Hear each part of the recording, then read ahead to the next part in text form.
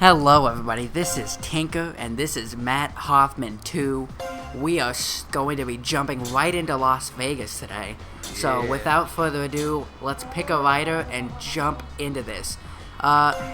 Is there going to be any live action videos before this level? Yeah. There is, okay.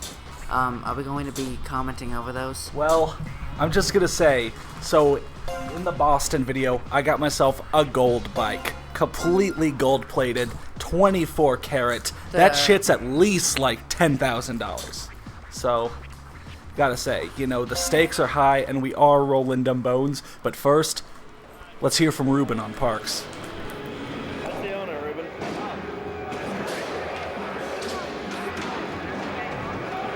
We're always trying to change it up and stuff, so we got a room that's under construction.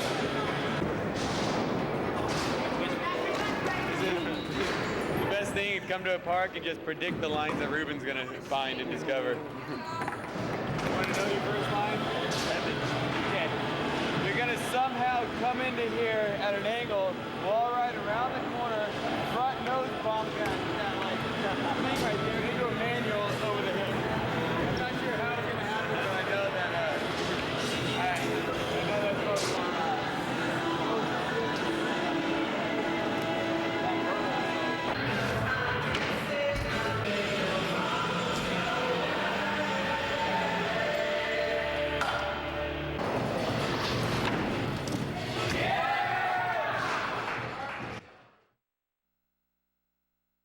Alright, we are here in Las Vegas. Let me get you a tip. To flatland, press the circle or square button to different combinations of the left and right wall in a manual. So, for future efforts, amateur challenges, find the wedding rings, bling bling, clear out those parked limos. That doesn't look like a limo.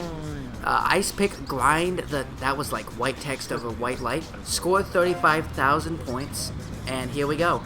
You're on your gold bike, Yeah. So, same thing. you know, walk me through what I did in this video. Well, I don't... That you I have don't- no idea what I did. I don't know. I just want to talk about the bike for a second. You said it was completely gold-plated. Well, it's not, because like there are parts of it that aren't gold-plated.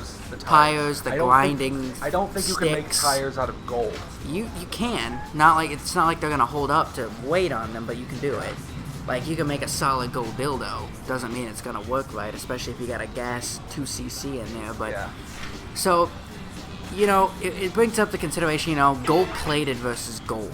You know, as you know, gold is a soft metal. If you were to make a solid gold bike, not only would it be in the millions of dollars, but it would also probably collapse under the weight of anyone heavier than a large dictionary. So, that's something to think about. So right now, you clean... Is it clean up the limos? Like you're cleaning up... Gold-plated wheelchair. Larry Flint, he's got a gold-plated wheelchair. No, we're clearing the limos. The economic benefits in the stock market that gold has right now, it would be even cheaper than what you would expect. Or, as our friend Joel Hammond likes to talk about, double gold. Yeah. Which doesn't really exist, but then it exists at the same time because gold exists. And basically, if you want to know about double gold, just kill yourself because it's just so complicated and pointless. The only people who made it were like, I'm going to kill myself. I'm going to make the weirdest, asinine economic gold measurement system the world has ever seen. And he did it. And then he killed himself. And now we're stuck with it. So, that's that. Yeah, so another issue that this game brings up. You saw I got 2 wedding rings and I went to the church. You know, those Las Vegas drive-through churches. And it was like, happily ever after. Yeah, right. Drive-through churches. You just have to drive a little bit more than you would normally would. Yeah, especially in Las Vegas. I believe there's actually a drive-through divorce in Las Vegas. So, you know, you Is that a drive... fried chicken restaurant too? Very well. I think so. Because they think of it like this. You get drunk, you win $27 in roulette, you're on top of the world, you go out, you buy a $2 whore. Roulette's really fun to watch. Like, just watch it, keep track of all the numbers, and then you can get, like, you don't even have to play. Like, it's one of those gambling things where you just make a guess. And you know, speaking of games, this isn't exactly a gambling game, but you know, I realized, you know, the game Yahtzee. I like Yahtzee, and here's the reason why. If you're playing with a group of people, you don't know how far ahead. You don't know how far ahead or behind you are until the end, because it's not like everyone's adding up all the numbers they get. You know, with other games, you could see like, oh god, I'm so far behind. You ever played Yahtzee? Yeah, you keep score. Yeah, I mean, you go. Maybe I'm playing. Have you played Yahtzee, or have you played roll the dice in the cup? I'm guessing. What kind of euphemism is that? It's literally like, have you ever just had fun rolling dice from a cup? It makes a satisfying sound. No, but in Yahtzee, you have a score. Like, you have a score. Well, then I guess I was playing minor league Yahtzee, where, I mean, like if you roll, the points didn't really matter until the end. I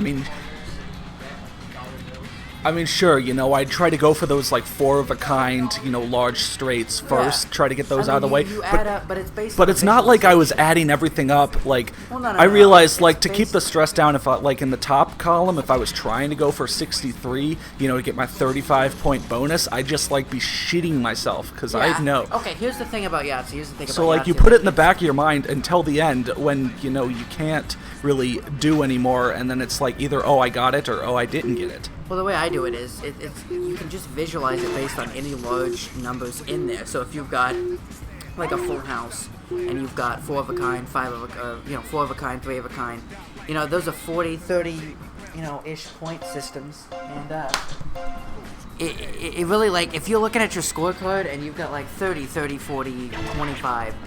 You know, maybe you've got your scratch at like 37. Yeah. And then, you know, everyone else has just got their 1s and their 2s, their 3s going on. Maybe they've got a full house. You can kind of tell if you're in the lead. You can also do a quick surface mathematical addition, you know, like 30, 40, blah, blah, blah. It looks like I'm in the 130, 150 zone, you know, and I think it's a little bit more common if you know, just kind of like think about your scorecard as you draw it. Insetic is now jacking off. So are all of us.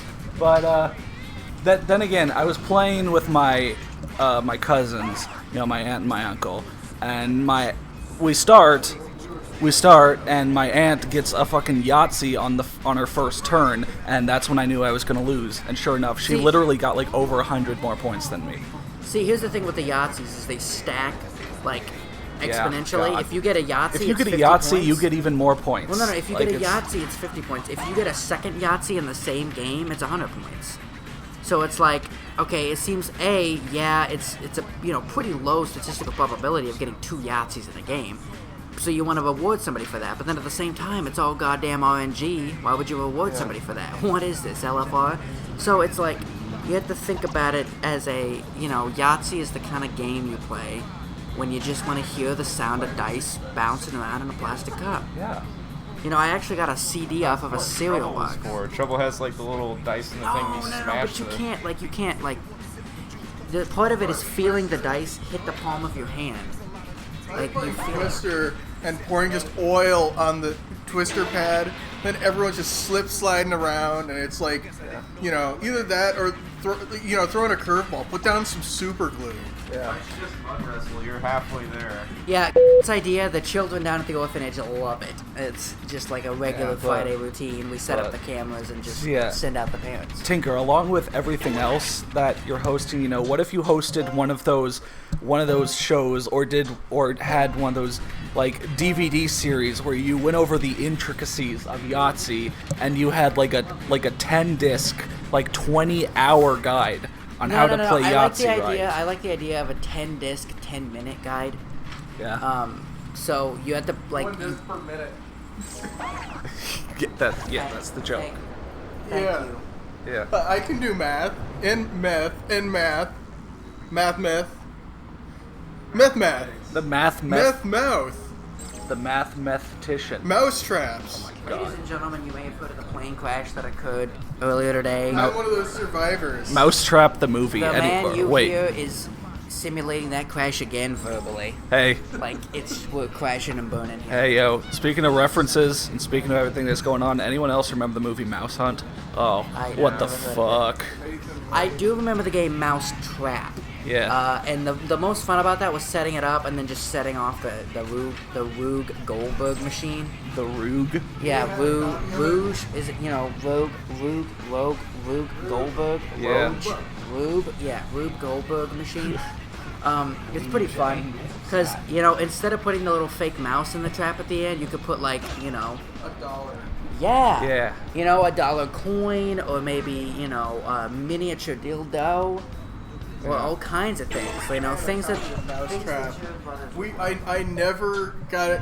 We lost one of the pieces like before we even played the game somehow, and so I've never played Mousetrap. I've never once played it nor set it off. Sad person. I lived a very sad childhood. as Full of lots of hatred. And 5-hour, 5-day games of Monopoly, depending on how much you want to play.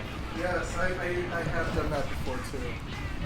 Here's the thing about Monopoly, is that the hotels and the houses don't make no sense at all. Because, it's like this, hey, I just bought Boardwalk, I'm going to put a hotel on it. Nope, you've got to farm 8 years worth of cranberries for that. And it's just like, what are you talking about, Monopoly Man? So, there are cranberries if you play Monopoly Black Edition. Whoa. You have to play it at night in the dark. No, you racist. Everything has its own edition of Monopoly. Yeah, everything actually does. I wouldn't be surprised if there was Monopoly Solo Cup Edition or something.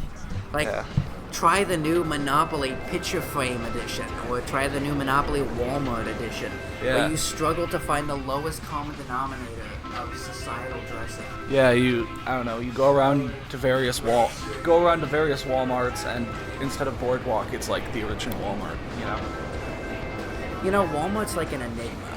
Because you just won 8 cents. Yeah, no, check it out. I got a new outfit. You got a new outfit. Holy crap! Does it come with new underwear? Because those butt cheeks are pressed firm against those jeans. Maybe, I don't know. None of the outfits are like Ruben Alcantara in a Speedo, which I guess would be cool. That's disappointing, to be honest. Watch is like, okay, I haven't used Matt Hoffman.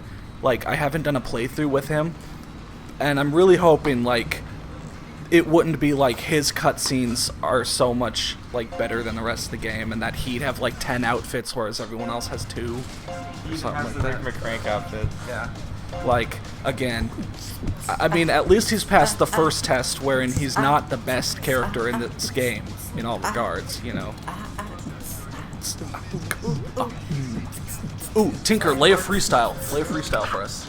You can't just do that. Lay a freestyle about Las Vegas. You can't do that. Lay a freestyle about Yahtzee. I don't freestyle unless I'm in the presence of a fire and have a beat.